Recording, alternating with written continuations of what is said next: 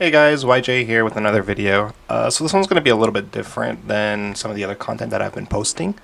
I just want to talk about what's been happening in Farever since launch, talking about the cheats, all the dupes, people modifying stuff, and have a discussion about whether it's really as bad as people are making it out to be.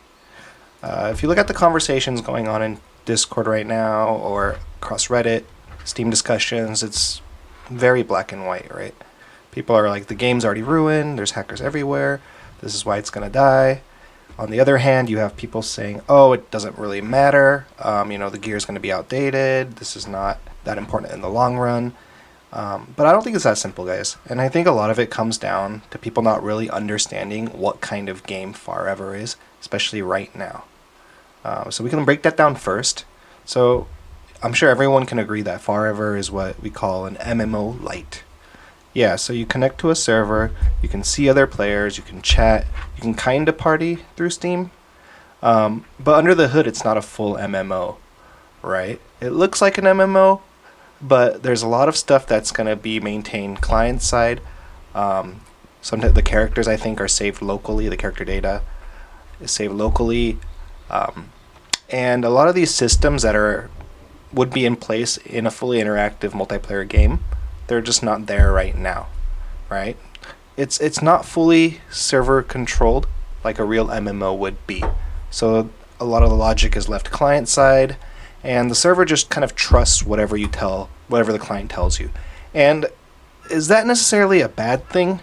I would say it's not, right? A lot of games actually operate like this, especially smaller indie games or games that might not have the resources to maintain all of the requirements for a game that's hosting, tens, thousands, hundreds of thousands of players. In a real MMO, it's going to be server authoritative.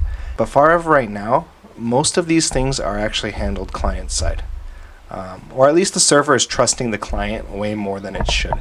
That's exactly why you're seeing all of these duping, all of this hacking, all of these weird exploits going on. And it's not because people are suddenly actively trying to abuse the game. And it's not because the devs did anything wrong necessarily.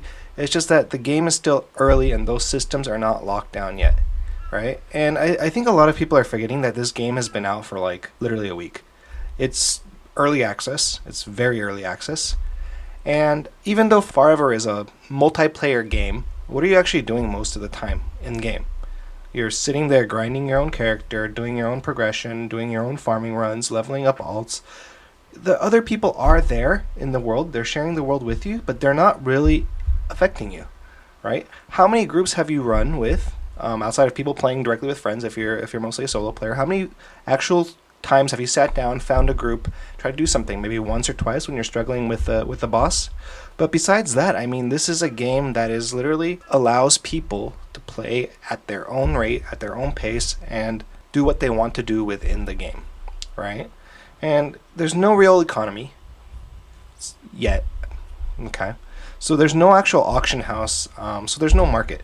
So items, we don't even know what these items that we have now are worth. Actually, I mean, we do know, right? The devs have said they're going to be useless once new content comes out. That makes sense. There's no way to really trade officially. There's no PvP. And right now we're at level 20 out of level 50. It's all temporary. This is going to get placed when real content drops anyways. As the devs iron out the game, throw in more content, we're going to see a lot of these things just basically get replaced and replaced and replaced. So if somebody dupes their gear right now, or they boost their character, or they use some sort of exploit in this current version of the game, what does that actually change for you, right? They're not taking anything from you. They're not out-competing you in PvP. They're not manipulating a shared economy. They're just progressing faster, I guess, in what is basically a solo loop, right? And at that point, it starts to feel less like it's cheating in an MMO, I guess. And instead, you're modifying your own single-player experience within a multiplayer environment. Now, don't get me wrong. This is going to be a problem later. Once Farever adds real trading, a player economy, and PvP, all of this actually matters, right?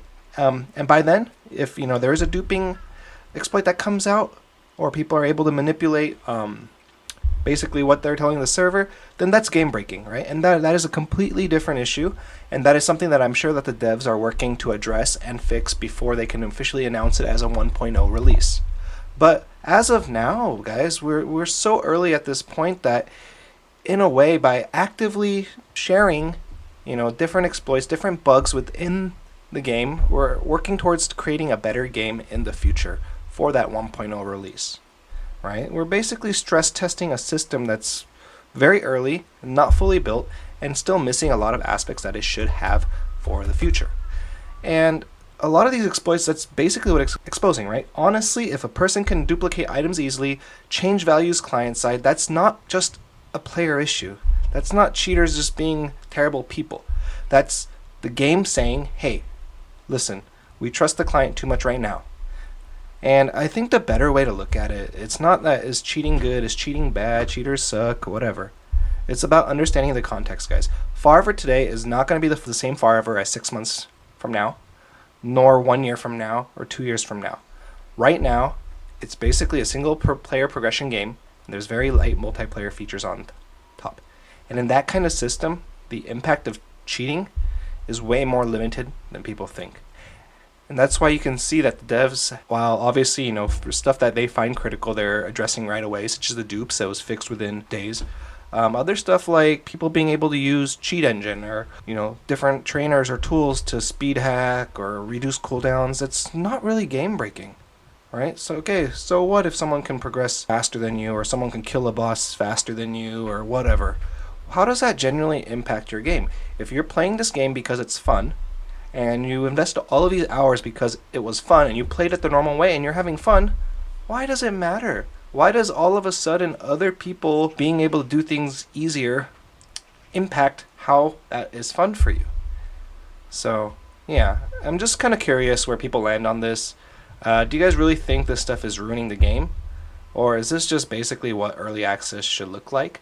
And the game that we'll be looking at, a year down the road, 2 years down the road, is gonna be a lot more filled, be a lot more full, and a completely different game than what we're looking at now. Just curious, guys. Cool. Thanks for watching.